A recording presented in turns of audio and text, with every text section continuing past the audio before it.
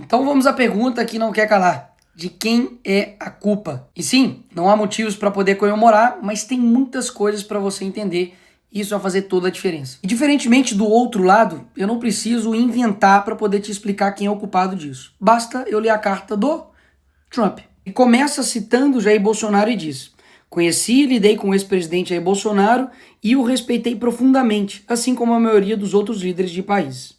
A forma como o Brasil tem tratado o ex-presidente Bolsonaro, um líder atualmente respeitado em todo o mundo, durante seu mandato, inclusive pelos seus Estados Unidos, é uma vergonha internacional. Esse julgamento não deveria estar acontecendo. Trata-se de um caça às bruxas que deve acabar imediatamente. Ou seja, o Trump deixou bem claro no primeiro parágrafo da carta que a culpa não é do Bolsonaro, a culpa é de quem está perseguindo o Bolsonaro. E piora, em parte devido aos ataques insidiosos do Brasil contra as eleições livres e os direitos fundamentais à liberdade de expressão dos americanos, como foi ilustrado recentemente pelo STF, que emitiu centenas de ordens secretas e ilegais de censura às plataformas de mídia social dos Estados Unidos.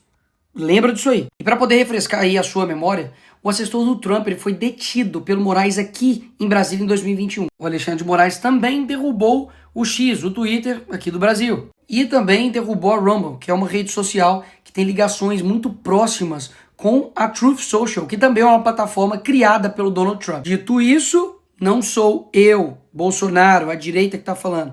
É a carta do Trump.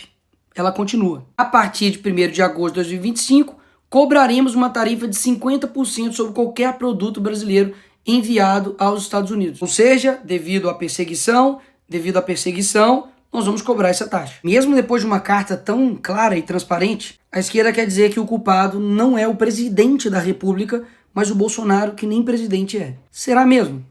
Vamos ver. Lula, antes mesmo das eleições, já falava que o Trump era nazismo com outra cara e chamou ele de desumano. O Lula deixou navios de guerra do Irã atracar aqui no Brasil, mesmo os Estados Unidos fazendo pressão contrária. O Alckmin, que é vice do Lula, participou de um evento no Irã ao lado do líder do Hamas e outros 3 líderes terroristas. Voltou até a exigir visto para o cidadão dos Estados Unidos para entrar aqui no Brasil. Foi destaque no mundo inteiro quando comparou as ações de Israel a Hitler. Ou seja, atacando o principal aliado dos Estados Unidos na guerra entre Israel e Irã. E aí o que o Lula esperava? De que essa conta nunca ia chegar? Ela chegou e muito cara. Mas ela tem um motivo, como vocês viram. Não foi do nada. Mas existe uma forma de resolver isso. No fim da carta do Trump ele fala: essas tarifas podem ser modificadas para cima ou para baixo, dependendo da nossa relação com o seu país. A solução está na mão do governo. Basta ter um mínimo de relação diplomática com uma nação importante, que é o caso dos Estados Unidos, parar de perseguir esses opositores aqui no Brasil, dar uma maquetada no STF para ele ficar no canto dele, que as coisas vão ser resolvidas. Caso contrário, Lula, você vai ferrar todo mundo. Ou vocês acham que isso daqui é fazer diplomacia? Eu não tenho medo de você, inclusive. Boa! Fuck you, Elon Musk. Vou usar o termo vira-latas depois de jornalistas perguntar sobre Lula e Trump. Trump disse que vai anunciar a tarifa contra o Brasil. Ah, e é bom lembrar que até esse momento aqui, a tarifa estava em 10%. Calma aí que nós não chegamos nem na melhor parte do vídeo. Vai por mim. A resposta do Lula para tudo isso foi essa. Se ele vai cobrar 50 de nós vamos cobrar 50 dele. E o que isso vai resultar?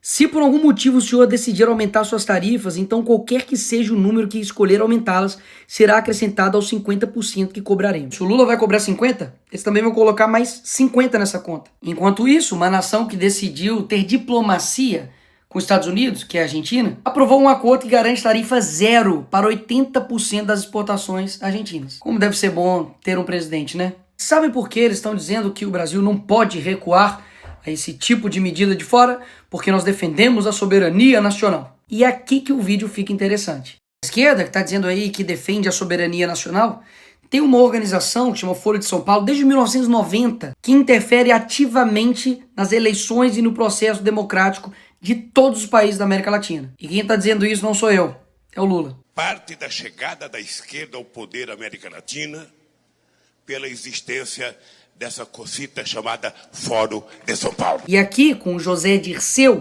amigo do Lula e mentor do PT, deixou as coisas ainda mais claras. Nós já lutávamos por isso e já trabalhávamos por isso, inclusive porque nós criamos o Fórum de São Paulo, que lutava para isso, Depois criamos ainda um grupo de Marbella, que é o nome da cidade, do hotel onde nós fomos no Chile, que se reuniu. Todos depois foram eleitos presidente da República. Todos foram. Todos. Então quer dizer que os Estados Unidos não pode aplicar uma sanção em defesa da liberdade, mas eles podem interferir em todos os outros países da América Latina para poder implementar, literalmente, ditaduras. E pausa. Quem é pior? Um país que taxa o outro país para poder defender a liberdade de outro país? Ou um país que taxa o seu próprio povo para poder bancar um governo? E aí, quem é pior? Lula pede ajuda à China para regular redes no Brasil. Ora, isso aqui não ataca a nossa soberania nacional? Quando o PT lá em 2016 pediu proteção internacional diante do impeachment da Dilma, não era ataque à soberania nacional, né? Tenho certeza, não era interferência. Era só uma ajuda, né? Quando a Gleisi, deputada do PT, pediu numa TV árabe ajuda a todo mundo árabe pela liberdade do Lula, aí não era interferência. Além dessa balela que eles dizem defender a soberania nacional, eles também não respeitam a soberania nacional dos outros países, pelo visto também não. Foi lá na Argentina visitar uma condenada por corrupção e fazer lá cartazinho para ela ser livre, em outro país. Eu já ia me esquecendo, esse aqui é bom demais. Aqui está o Felipe Neto, pedindo ajuda internacional para o John Biden, para a Kamala Harris, para poder conter o Bolsonaro aqui quando ele era presidente. Como eu disse, qual que era a desculpa deles? De que nós não precisamos de intervenção, mas precisamos de ajuda. Quando somos nós, é intervenção. Quando é a esquerda pedindo, não é intervenção, é ajuda. A Dilma também, quando foi nos Estados Unidos e na Europa buscar apoio contra a prisão do Lula, com certeza também não foi pedir nenhuma intervenção no Brasil, né? Até mesmo porque o Lula estava na Noruega. Por fim, o que esses dois aqui estavam achando? De que eles iam implantar aqui uma ditadura, calar seus opositores, perseguir, deixar inelegível por nada. Porque eu não sei se você sabe, o Bolsonaro não está inelegível porque ele tentou dar um golpe. Foi porque ele fez uma reunião com embaixadores.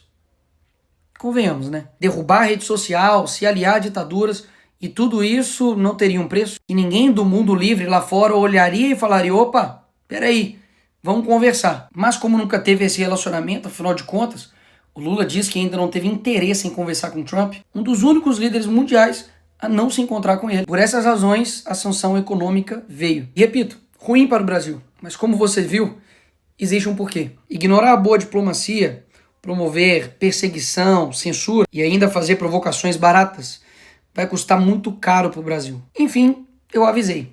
Se a gente não parasse o Lula ia parar o Brasil.